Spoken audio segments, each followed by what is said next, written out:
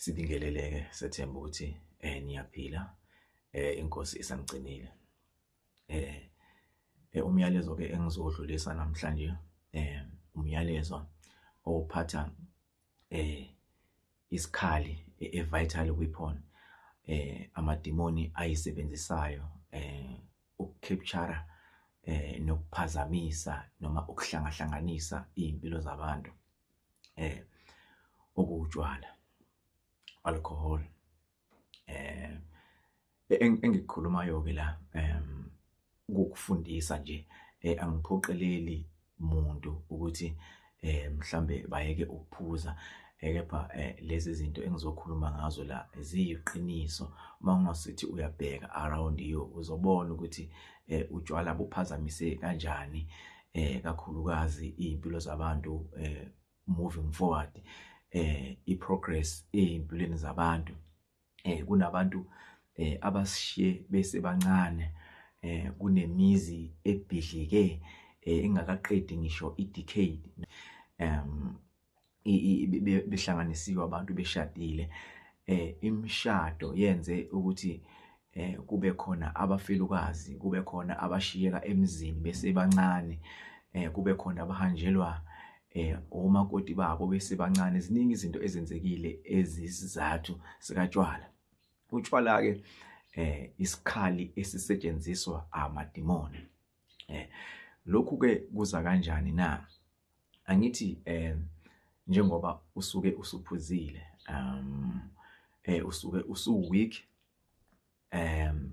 physically, usuke usu-weak spiritually, usuke usu-weak emotionally. Ama-feelings wakho akase ngendlela abangayo mawusuke fully conscious, usuke ungenalutho, usuke ungadakwanga. Umqondo wakho usuke usebenza kahle, nomzimba wakho usuke u-strong enough ukuthi ke ungamela noma ngabe yini. So amadimoni ke acapitalize ke ezintweni ezifana nazo lezo ngoba umzimba wakho usuke usu-weak. Amadimoni ke awumoya, ayakwazi ukubona ukuthi nangu use-weak, angeke asakwazi ukusilwisa masizongena kuye simsebenzise. Ngamanye amazwi uba possessed with ama-demons without uqonda ukuthi kusuke sekwenzakalani empilweni yakho. Kakhulukazi ubobheka la ekutheni izinto osukuzenza mawuphuzile uyazenza na mawungaphuzile. Ilapho ke okumele uyibhekisise kahle khona. Utshwala ngenzeka ukuthi akunankinga, inkinga eqala mase utshwala bukwenzisa izinto ongeke uze uzenze mawusuke ungaphuzile. Angithi utshwala kakhulu bulwa nama-family structures. Imandate yamadimoni ke leyo ukuthi abhidlize amakhaya ngoba ama-family structures maye strong amadimoni akakwazi ukungena. So mawusuthole ukuthi ekhaya mhlambe ubaba uyaphuza, umama akaphuzi, angithi ke ubaba usuke weakling yamadimoni, amadimoni angena ngaye. Mawukuthi umama ophuza ubaba akaphuzi, amadimoni angena ngomama ngoba umama weak ukuthi amadimoni azobhidliza leli khaya labo. Kuyokwenzeka ke lapho uthola ukuthi ngeke kube khona ukuthula. La khona amadimoni akuna peace, ngeke kube khona ukuthula kusukela ungakashadi. Kodwa mawuphuza utshwala buze bukweqa, buze bukwenzise izinto ezi-wrong, angeke uze ukuthole ukuthula empilweni yakho. Njengoba ngilinganise ngamakhaya, uthola ukuthi khona ophuzayo khona ongaphuzi. Kuyenzeka ukuthi makuhamba isikhathi uthola ukuthi lo uyaphuza uyohamba kuqala emhlabeni, ngeke kube khona ukuthula futhi izinsuku zakhe ziyoba imfishane emhlabeni.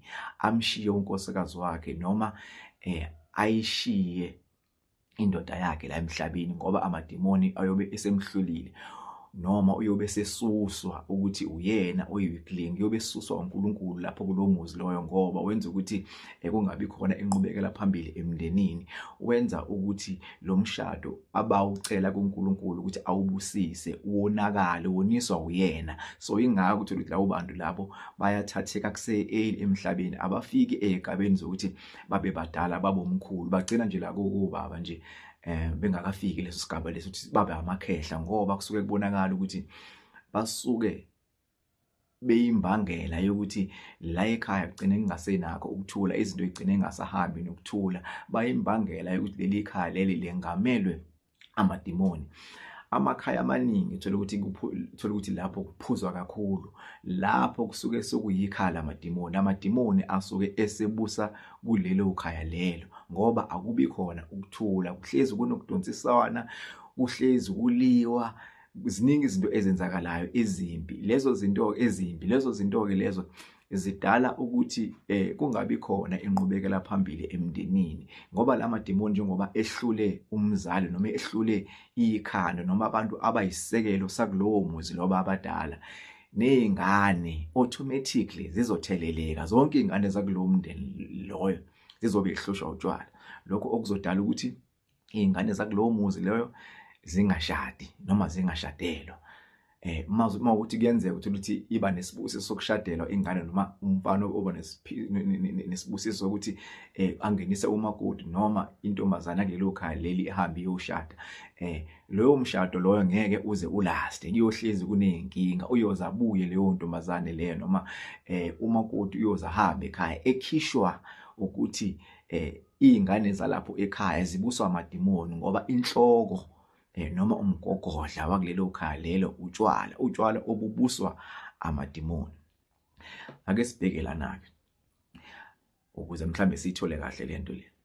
Yabona izinto ezifana nezithwalo, makuthiwa umuntu uthwele, idimoni angithi lisebenza ngento ephazamisa ingqondo yomuntu. So utshwala kakhulu-ke amadimoni asebenzisa bona. Angithi nisinokubona ukuthi egabeni eziningi noma kuma instances amaningi abantu abasuke bedumile noma nje abantu kakhulukazi abasuke besoleka ekutheni bathwele, kakhulukazi bashona ngeengozi zeyimoto, bashonela emgaqweni ngoba amadimoni asebenza ngegazi, asebenza ngokudida umqondo womuntu ukuze azoqinisa ubukhosi babo ngaleli gazi elizobe lichitheke emgaqweni. Amadimoni asebenza ngaleyo ndlela-ke leyo yokuthi mayesezolanda abantu bawo azokwenza ukuthi uphuze bese ungena emotweni uyayidrive imoto bese uyashona lapho bese iyakuharvesta ayakucapture. Iyona indlela esebenza ngayo leyo. Akukho-ke lula idimoni malisuke selikuphozesile noma selingenile kuwe selikusebenzisa ukuphuma, noma ngabe uyazama ukuthi uya abstain from alcohol for leso sikhathi leso, noma ungakwenza mhlambe kuze kube u10 years. Kodwa ngoba asuke esekustadishe kahle amadimoni, ayazazi indlela akusebenzisa ngazo noma zikhona indlela azozama ukusebenzisa. It's either azoza ngabangani bakho benze ubone ngathi nje ubuyekile utshwala nje ku-wrong lokho, noma impilo yakho iba nobuhiqi bese ubone ngathi azokuthini bekungcono ngesikhathi ngisaphuza okunoma sengiyekile ukuphuza. Yizona indlela amadimoni asebenza ngazo lezo.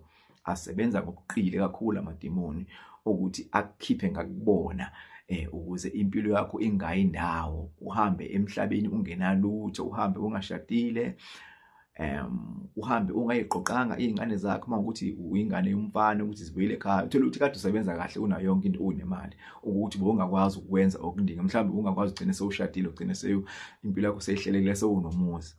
Kodwa ngoba amadimoni alwa nakho lokho ukuthi kungenzeki lokho. Baningi abafowethu esibalozile through utshwala, maningi abafowethu esibalozile through i-alcohol esebenzisa abafowethu ukuthi benze izinto ezingahambisani nemithetho uNkulunkulu asibekele yona noma nemithetho yasekhaya. Kakhulukazi ake siyibheke la lento le ukuthi angithi njengoba suke sisiphila ekhaya sisonke siyingane sizalwa ndawonye, amadimoni ayabheka ukuthi ubani o-strong noma ubani ophathisiwe ukuthi uyoba isekelo sakuleli ikhaya. Should ubaba wakulelo khaya noma umama noma nje abazali bephazamisa yona amadimoni, ngoba usuke khona phakathi kwekhaya usuke ekhethiwe ukuthi ulethele ukuthi ayizolwa namadimoni, ngoba basuke bebonile abadala noNkulunkulu usuke sebonile ukuthi into eyenza ukuthi kungabi khona inqubekela phambili, iyibusiso ingakwazi ukufinyelela kahle noma yisebenze ngendlela efanelekile ekhaya. Kunomuntu akumele bamthumele bamlethe. Lawo madimoni-ke athakhetha leyo muntu-ke loyo-ke, uthola ukuthi uba useless ngoba wonke ahlala kuyena ukuze amcindezele ukuthi angabi lesisibani, angabi lokukhanya okumele akulethe kulomndeni loyo. Azongena amadimoni akwenzise zonke izinto lezi ekuyoba nzima ukuthi ulapheke kuzo, njengokuthi mhlambe bakulalise namantombazane athwele noma bakulalise nabafana abathwele, okuyothi noma usuzama ukuthi uyaphuma noma usulazi iqiniso ukuthi kahle kahle nje uma ngilana kumele ngibe la, ngangadalelwanga ukuba la. Angithi amadimoni asekhambile phambili akufaka ezintweni ongeke usakwazi ukuphuma kuzona ngoba kunezithwalo uyothi mawusungene kuzona noma usulalile nabantu bese bekuthelela ngazo engeke size isalapheka. Kuyomela ukuthi uhambe kulomhlaba ukuze ubuye sewungene kwenye inyama entsha ukuze uzofezekisa lokho wakuthumile. So nje isuke isiphelile indaba yakho, uzohamba nje emhlabeni ungenalutho, useless nje kahle kahle. Amadimoni-ke indlela asebenza ngayo leyo. Into ezoyenza ukuthi njengoba uzobuhambile nje azobuya kuwena aseziyoqhubha ngalendlela leyo ukuthi asebenzise wena ukuthi uqhubeke wenze ngathi ukuphuza utshwala kuyinto eright ngoba ngithi bazokuphupha ukuphuza utshwala bese ucabanga ukuthi kusho nje umkhulu ufuna ukuthi ngimphuphe ephuza utshwala ukuthi kumele ngiqhubeke nokuphuza utshwala, kanti usuke kunisho ukuthi mntana ungangeni lapho ngoba mina izinto ezangikhipha endleleni wona utshwala.